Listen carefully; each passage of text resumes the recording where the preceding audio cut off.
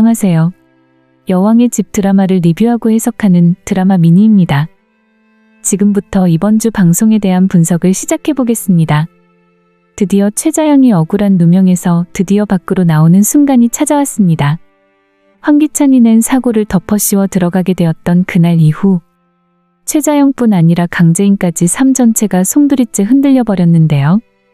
집안은 말 그대로 풍비박산이 나버렸고 강재인은 YL그룹의 차기 회장 선임 후보로 나서기 위해 모든 것을 보완하느라 살아온 집까지 팔 수밖에 없는 처지가 되었습니다. 그런데 그 집을 사들인 사람이 강세리라니 정말 운명이 이렇게도 뒤틀릴 수 있나 싶더군요. 매입자의 이름이 황지호로 되어 있어서 강재인은 전혀 눈치를 채지 못했지만 알고 보니 황지호는 강세리가 데려온 아들의 이름이었습니다. 겉으론 황기찬의 아들인 척하지만 실제로는 아무런 혈연관계도 없는 남의 아들이죠. 어린 시절 추억이 고스란히 남아있는 집을 강세리 손에 넘기게 되다니 강재인의 마음이 얼마나 복잡할지 그저 짐작만 할 뿐입니다. 이 장면을 보는데 저도 가슴이 철렁했어요. 아무리 드라마라고 해도 이렇게까지 전개가 될 수 있나 싶었고 강세리의 집착과 복수심이 어디까지 갈지 도무지 가늠이 안 되더군요. 최자영은 깜빵에 있는 동안에도 강재인이 겪는 일들을 전부 다 상황을 모두 듣고 있었습니다. 자신 때문에 강재인이 그동안 억지로 들어가게 되었어도 아무것도 해줄 수 없는 현실. 얼마나 참담했을까요? 황기찬은 서류를 조작해 강재인과 이혼한 것처럼 꾸미고 강세리와 새 결혼까지 해버렸습니다. 이 모든 일을 깜빵 안에서 다 듣고 있었던 최자영의 심정은 말로 다 못할 겁니다. 그 장면을 보면서 저는 최자영이 무너지지 않고 버텨낸 게 정말 대단하다고 느꼈어요. 그 고통스러운 시간들을 견디며 오직 진실 하나만 믿고 있었던 그녀의 마음이 얼마나 절절했을지 생각하니 괜히 저도 울컥하더라고요. 그런 가운데 마치 가뭄 끝에 내린 단비 같은 반가운 소식이 들려왔습니다. 바로 김도희 사고의 목격자가 나타난 것입니다.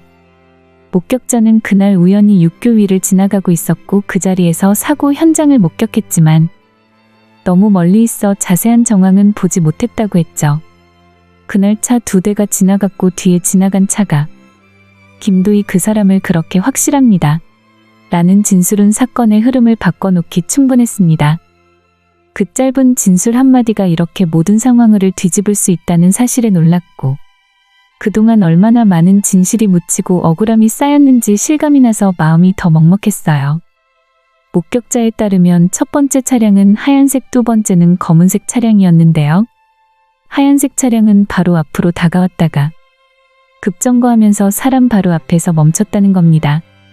그래서 사람이 놀라 넘어진 것이지 앞에 자동차가 문제였던 것은 아니라고 했습니다. 김도희는 빗길에 넘어진 후 다시 일어났고 옆에 떨어진 휴대폰을 주워든 채로 다시 일어나 있었는데 그 순간 달려온 검은 차량이 그렇게 된 거죠. 저 역시 이 장면을 다시 떠올려 보면서 가슴이 철렁했습니다. 사람이 그렇게 쓰러져 있던 상황이라면 아무리 비가 오고 시야가 안 좋았다고 해도 운전자가 못 볼 리가 없었을 텐데 말이죠. 더 놀라운 건 그 사고를 낸 차는 하얀색 차가 이미 오기 전부터 길가에 멈춰 있었던 차량이라는 것입니다. 결국 김도희는 급정거한 차에 놀라 넘어진 상태에서 미리 정차해 있던 검은 차량이 달려와서 그렇게 만든낸 셈입니다. 이제야 억울한 최자영의 입장을 말해주는 사람이 등장했으니까요. 그동안 답답했던 상황이 이제야 제 모습을 드러내는 듯해서 눈을 뗄 수가 없었어요. 그런데 여기서 더 믿을 수 없는 이야기가 이어졌습니다. 김도희를 그렇게 만든 사람들이 놀라거나 당황하지 않고 아주 차분히 차량에서 내려 김도희에게 다가가더라는 겁니다. 육교 위에서 바라봤기 때문에 대화 내용을 들을 순 없었지만 뭔가를 분명 주고받는 모습이 보였다고 했습니다. 당시 현장에는 김도희와 차량에서 내린 두 사람 모두 3사람이 있었고 김도희는 그중 남자로 보이는 사람의 손을 꼭 붙잡고 있었다고 합니다. 그 장면을 목격한 사람이라면 누구라도 그녀가 힘들어했던 순간이었을 거라 정말 안타까운 마음을 가질 수밖에 없겠지요.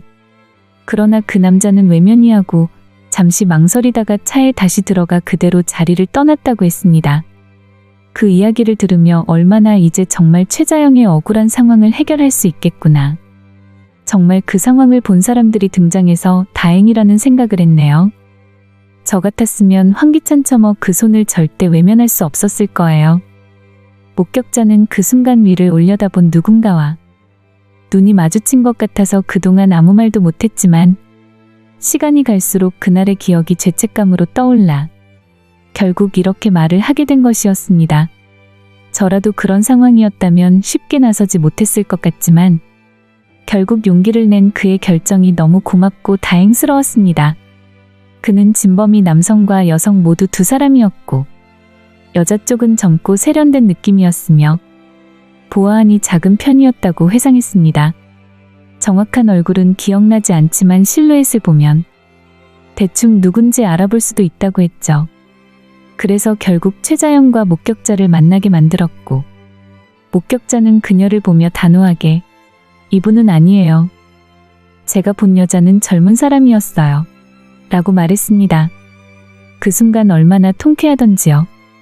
억울한 누명을 쓰고 그동안 얼마나 힘들었을 최자영을 생각하면 그 말 한마디가 정말 큰 울림이었을 겁니다.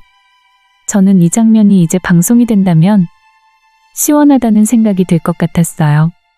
드디어 진실이 말해졌다는 사실 하나만으로도 눈물이 날 정도로 후련하겠죠. 사실 최자영을 지목하게 된 결정적인 이유는 그가 제출한 자료 때문이었습니다. 자료 영상 속에는 김도희가 우산을 들고 횡단보도를 건너는 장면과 하얀색 차량이 달려오는 모습이 담겨 있었죠. 사실 그 정황만 봐도 하얀 자동차는 사고와 무관하다는 걸 알 수 있었습니다.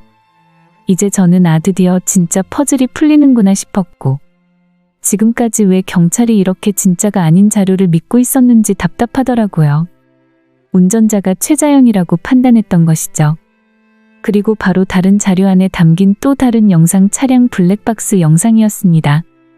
이 영상 덕분에 사건은 다시 원점으로 돌아갔고 진범을 향한 단서가 조금씩 드러나기 시작했습니다.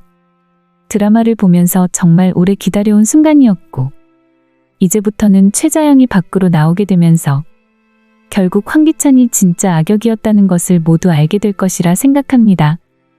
과연 앞으로 어떻게 전개가 될지 기대되네요. 지금까지 여왕의 집 드라마 방송에 대한 리뷰였습니다. 저의 해석을 재밌게 보셨다면 구독과 좋아요 부탁드릴게요.